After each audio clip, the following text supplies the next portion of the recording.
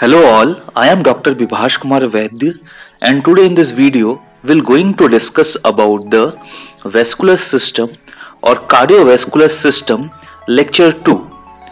So friend, in our previous video we have already discussed the introduction of vascular system, components of vascular system and types of blood circulation. So friend, if you not watched the previous video on cardiovascular system, then first watch the previous video on CVS. So first we'll discuss about the classification of blood vessels. The blood vessels are classified as the arteries, capillaries, sinusoids and cavernous tissue, and venules and the veins. Now first we'll discuss about the arteries.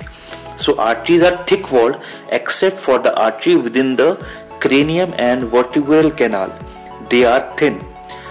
The lumen of the artery is thinner than the lumen of the vein, and arteries have no valve as the veins has valve, and arteries usually accompanied by the vein and nerve, and the three together form the neurovascular bundle, which is surrounded and supported by the fibroalveolar sheath. Now the types of the artery and the structure. The large artery of elastic type, examples are aorta and pulmonary trunk. The medium and small artery of muscular type, example is temporal, occipital, radial and popliteal arteries. And smallest artery of muscular type, that is called the arterioles. The arteries measure between the 50 to 100 microns, and they divided into the terminal arterioles within the 15 to 20 microns diameter, which have one or two layers of smooth muscle in their walls. The side branch from the terminal arterioles are called the meta-arterioles, which measure about 15 to 20 microns at their origin and 5 microns at their termination. Then the terminal narrow end is surrounded by the precapillary sphincter, which regulate the blood flow into the capillary bed. Then the muscular arterioles are responsible for the generating the peripheral resistance and thereby for the regulating the diastolic blood pressure. Now microscopically, the artery has three coats. The inner coat is called the tunica intima, formed by a layer of flattened endothelial cells, and it is supported by the subendothelial areolar tissue and the fenestrated interelastic lamina. Now middle coat, that is also known as tunica media, is the thickest all coat made of smooth muscle and elastic tissue arranged circularly, and it is limited externally by the fenestrated external elastic laminosa. And outer coat is called the tunica adventitia. It is a thin but strongest of all coats, and it is made of longitudinally arranged fibers of both collagen and elastic tissue, making it fibroelastic. Then the blood supply of the artery. The artery itself, it carries the oxygenated blood, but the large artery of more than 1 mm in diameter are supplied with blood vessels, and these nutritive vessels are called the vasa vasorum, which form a dense capillary network in the tunica adventitia. It's supplied by the adventitia and outer part of the tunica media. Then the capillaries. So the capillaries or capillus, that means is hair, a network of microscopic endothelial tube or an interposed between the meta-arterioles and venules. The true capillaries means without any smooth muscle cells, begins after the transitional zone of 50 to 100 microns beyond the precapillary sphincters. The capillaries are replaced by the cavernous. Cavernous means the dilated cavernous space in the sex organ or splenic pulp and placenta. Then if we talking about the size of the capillary, the average diameter of the capillaries is 6 to 8 micron, just sufficient to permit the red blood cells to pass through in the single files. But the size varies from the organ to organ. It is smallest in the brain and intestine and is largest 20 micron in the skin and the bone marrow. Now the type of the structure, the capillaries are classified as a continuous and fenestrated according to the type of junction between the endothelial cells. So what is the continuous capillary? So the continuous capillaries are found in the skin, connective tissue, skeleton and smooth muscles, lung and brain. They allow passage across their wall of small molecules up to 10 mu size. Then the fenestrated capillaries. So what is fenestrated capillaries? They are found in the renal glomeruli, intestinal mucosa, endocrine gland and pancreas. They allow passage across their wall of large molecules up to 20 to 100 mu m size. The capillary wall is composed of a single layer of endothelial cells, a basal lamina of glycoprotein which surrounded the endothelial cells and splits to add place to enclose precapillary cells called the pericytes. A precapillary layer, connective tissue cells and the fibers. Capillary bed and the postcapillary venules form an enormous area for the exchange of the nutrients, gases, metabolites and water between the blood and interstitial fluid. Then capillaries also allow the migration of leukocyte out of the vessels. So this is about the structure or type of the capillaries. Now we'll discuss about the sinusoids. So as we have already discussed, the sinusoids is a space within the organ where the blood is accumulated. So what is sinusoid? It is a large irregular vascular space which are closely surrounded by the parenchyma of organ. They are differ from the capillaries in following respects. The lumen is wider up to 30 microns and regular. Their walls are thinner and may be incomplete. They are lined by the endothelium in which the phagocytic cells or macrophages are often distributed.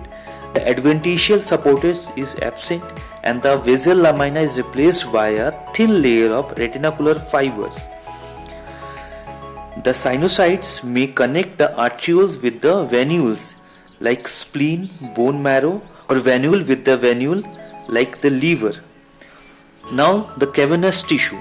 So the cavernous tissue are the blood-filled space lined by the endothelium and surrounded by the trabeculae. The latter it contains the smooth muscle fiber, the arterioles and the venules directly open into this space. The cavernous tissue are present in the erectile tissue of the penis or clitoris and in the nasal mucosa membrane. Now we'll discuss about the veins. So as we have already discussed, the veins are the thin walled and begin it thinner than the arteries. If we talking about the lumen of the veins, the lumen of the vein is larger than the artery. Veins have wall which maintain the unidirectional flow of blood even against the gravity.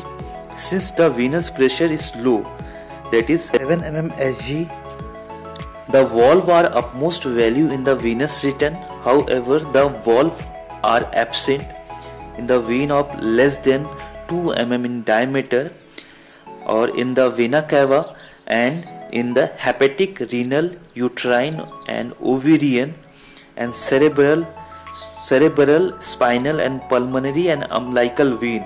So these are the veins where the valve of the veins are absent. The muscular and elastic tissue content of the venous wall is much lesser than the arteries. This is directly related to the low venous pressure. If we talking about the large vein, so large vein have dead space around them for their dilatation. During the increased venous return, the dead space commonly contain the regular lymph nodes. Now if we talking about the structure of the veins, so veins are made up usually 3 coat which are found in the arteries, but coat are ill defined and the muscles and elastic tissue content is poor as compared than the artery. A proper internal elastic lamina in the intima is absent. In the weak and properly developed tunica media, the amount of collagen fiber is more than the elastic and muscle fiber. Adventitia is thickest and best developed. It contains the collagen, elastic as well as the muscle fiber. Now we'll discuss about the factors helping in the venous return. The overflow from the capillaries pushed from behind by the arteries, that means visa turbo. Then negative intrathoracic pressure sucks the blood into the heart from all over the body. The gravity helps the venous return in the upper part of the body. The arterial pulsation press on the vena comitis intramitently and drive the venous blood toward the heart. The venous valve prevent any regulation backflow of the luminal blood, and the muscular contraction press on the vein, and from the very effective mechanism of venous return, this becomes still more effective within the tight sleeve of the deep fascia as seen in the lower limb. The calf muscle, which is present just below the knee or soleus from this region, are known as the peripheral heart. Thus the muscles pump are important factor in the venous return. Now we'll discuss about the anastomosis. So what is anastomosis? A precapillary or postcapillary communication between the neighboring vessels is called the anastomosis. Then it is circulating through the anastomosis is called the collateral circulation.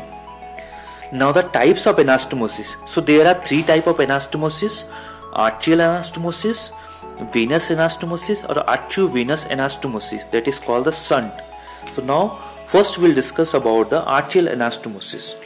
Arterial anastomosis is communication between the arteries or branch of the arteries, and it may be actual or potential. In actual arterial anastomosis, the arteries meet end to end. For example, the palmar arches, plantar arches, circle of Willis, internal arcades around the stomach, and labial branch of the facial arteries, and the uterine and the ovarian artery. And if we're talking about the potential arterial anastomosis, so in the potential arterial anastomosis, the communication take place between the terminal arterioles. Such communication can dilate only the gradually for the collateral circulation. Therefore, on sudden occlusion of main arteries, the anastomosis may fail to compensate the loss. The example are seen in the coronary arteries around the limb joint, the cortical branch of the cerebral arteries.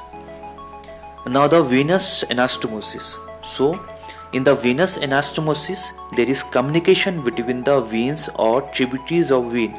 For example, the dorsal venous arches of the hand and the foot. Then third part is the arteriovenous anastomosis, that is called shunt. So what is shunt? It is a communication between an artery and a vein. It serves the function of the phasic activity of the organ. When the organ is active, these shunts are closed and blood circulation through the capillaries. However, when the organ is at rest, the blood bypasses the capillary bed. It shunts back through the arteriovenous anastomosis.